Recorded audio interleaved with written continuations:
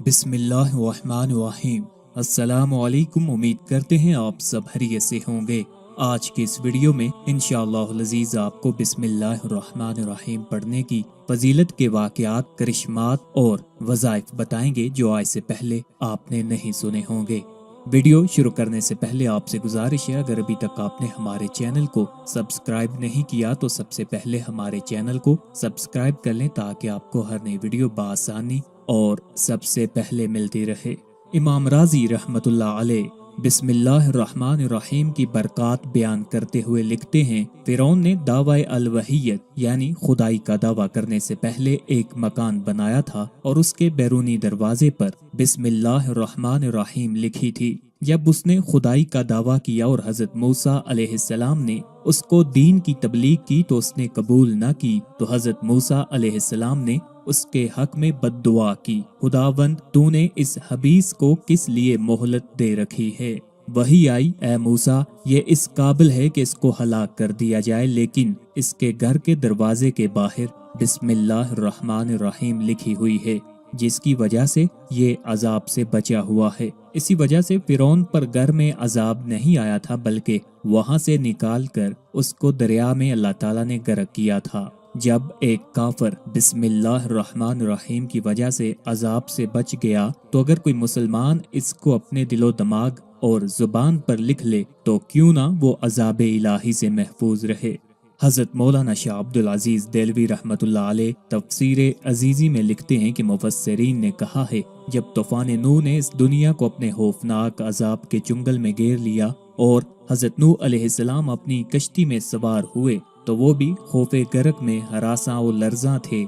उन्होंने गर्क से निजात पाने और अजाब खुदाबंदी से महफूज रहने के लिए बिस्मिल्लाह मजरेहा व मुरसाहा कहा। इस कलमा की बरकत से उनकी कश्ती गुरकाबी यानी डूबने से महफूज और सालम रही।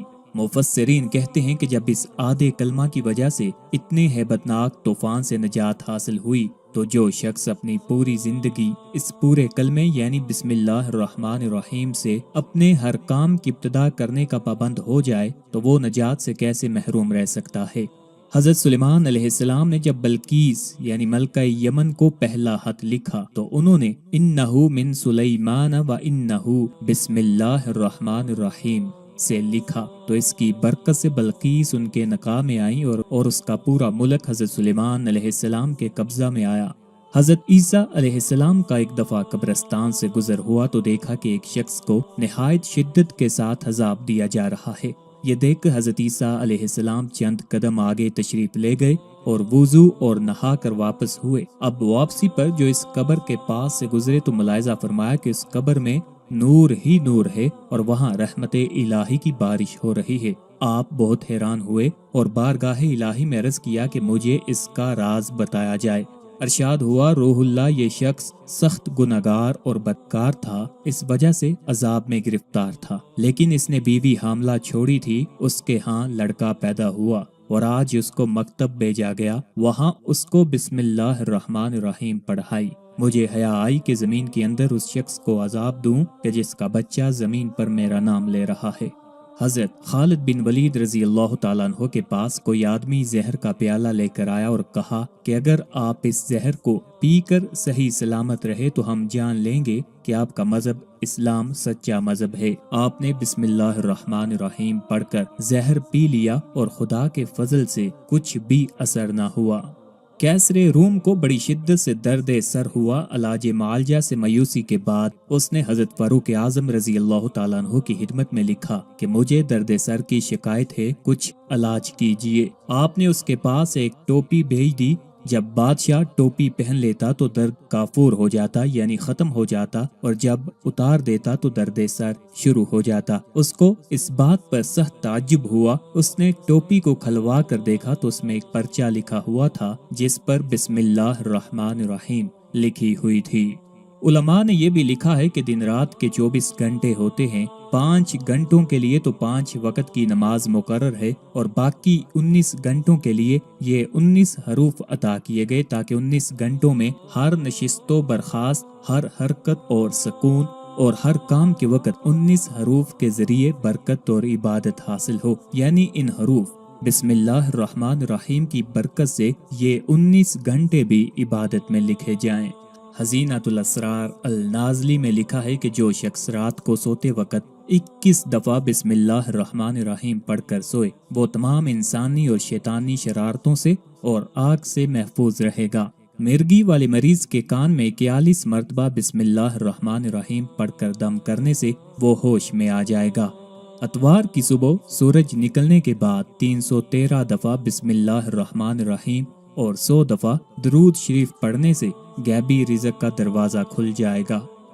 21 مرتبہ بسم اللہ الرحمن الرحیم لکھ کر بچے کے گلے میں ڈالنے سے بچہ تمام آفات و بلیات سے محفوظ رہے گا۔ بسم اللہ الرحمن الرحیم 61 بار کسی کاغذ پر لکھی جائے اور جس عورت کی اولاد زندہ نہ رہتی ہو وہ اس کو اپنے پاس بطور تعویذ رکھے، انشاءاللہ العزیز اس کی اولاد زندہ رہے گی۔ یہ عمل مجرب اور آزمودہ ہے۔ ایک مرد صالح نے کہا ہے کہ جو کوئی شخص بسم اللہ الرحمن الرحیم 625 بار لکھ کر اپنے پاس رکھے گا، اللہ تعالیٰ اس کو ہیبت عظیم دے گا، کوئی شخص اس کو ستا نہ سکے گا۔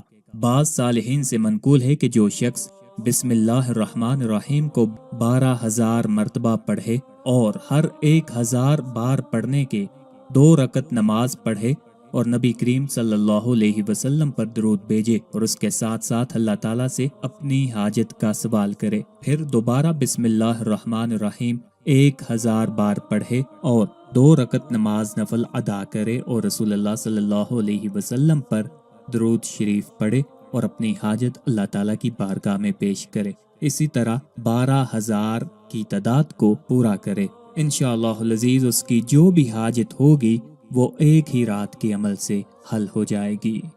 آخر پہ آپ سے التماس ہے ہمارے وظائف کو عملیات کو اپنے دوستوں اپنے چاہنے والوں کے ساتھ بھی شیئر کیا کریں تاکہ زیادہ سے زیادہ لوگ ان سے استفادہ حاصل